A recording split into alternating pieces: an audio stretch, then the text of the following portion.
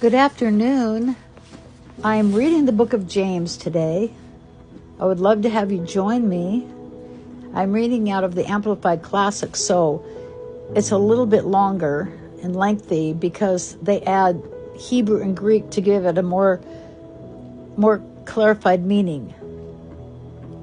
And so I think I'm still going to go ahead and read the whole chapter anyway, even though it is quite a bit longer. But James is the half-brother of Jesus. In other words, they grew up in the same house together. But James did not believe in Jesus. And yet here he is growing up with this Messiah. So when he did come to believe, it is interesting to hear what he has to say. I mean, who closer than living with your very own brother? You know people. So here we go. Let's go ahead and read. James, a servant of God and of the Lord Jesus Christ, to the 12 tribes scattered abroad among the Gentiles in the dispersions. Greetings, rejoice. Consider it wholly joyful, my brethren, whenever you are enveloped in or encounter trials of any sort or fall into various temptations. Be assured and understand that the trial and proving of your faith bring out endurance and steadfastness and patience. But let endurance and steadfastness and patience have full play and do a thorough work, so that you may be people perfectly and fully developed with no defects, lacking in nothing.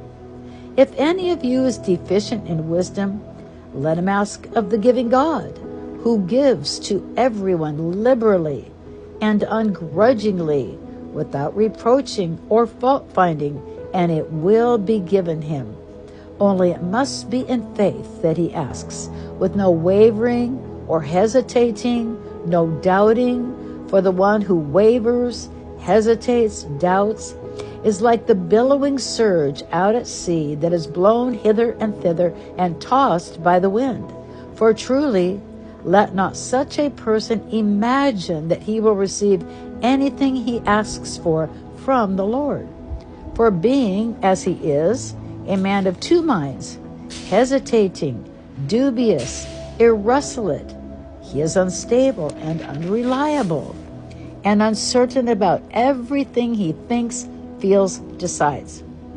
Let the brother in humble circumstances glory in his elevation as a Christian, called to the true riches and to be an heir of God. And the rich person ought to glory in being humbled by being shown his human frailty, because like the flower of the grass, he will pass away. For the sun comes up with the scorching heat and parches the grass. Its flower falls off and its beauty fades away. Even so will the rich man wither and die in the midst of his pursuits. Blessed, happy, to be envied is a man who is patient under trial and stands up under temptation. For when he has stood the test and been approved, he will receive the victor's crown of life, which God has promised to those who love him. Let no one say when he is tempted, I am tempted from God. For God is incapable of being tempted by what is evil, and he himself tempts no one. But every person is tempted when he is drawn away, enticed, and baited by his own evil desire, lust, passions.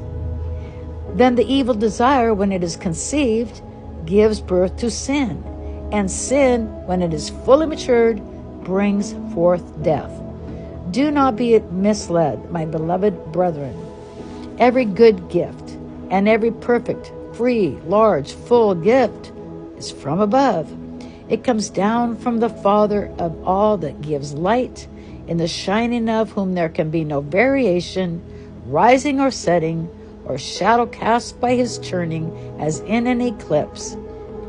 And it was of his own free will that he gave us birth as sons by his word of truth, so that we should be a kind of first fruits of his creatures, a sample of what he created to be consecrated to himself. Understand this, my beloved brethren. Let every man be quick to hear, a ready listener, slow to speak, slow to take offense and to get angry. For man's anger does not produce the righteousness God wishes and requires. So get rid of all uncleanness and the rampant outgrowth of wickedness, and in a humble, gentle, modest spirit receive and welcome the word, which implanted and rooted in your hearts contains the power to save your souls. But be doers of the word, obey the message, and not merely listeners to it, betraying yourself into deception by reasoning contrary to the truth. For if anyone only listens to the word without obeying it, and being a doer of it, he is like a man who looks carefully at his own natural face in a mirror. For he thoughtfully observes himself, and then goes off and promptly forgets what he was like. But he who looks carefully into the faultless law, the law of liberty, and is faithful to it, and perseveres in looking into it, not being a heedless listener who forgets, but an active doer who obeys, he shall be blessed in his doing his life of obedience. If anyone thinks himself to be religious, piously observant of the external duties of his faith, and does not bridle his tongue, but deludes his own heart, this person's religious service is worthless, futile, barren.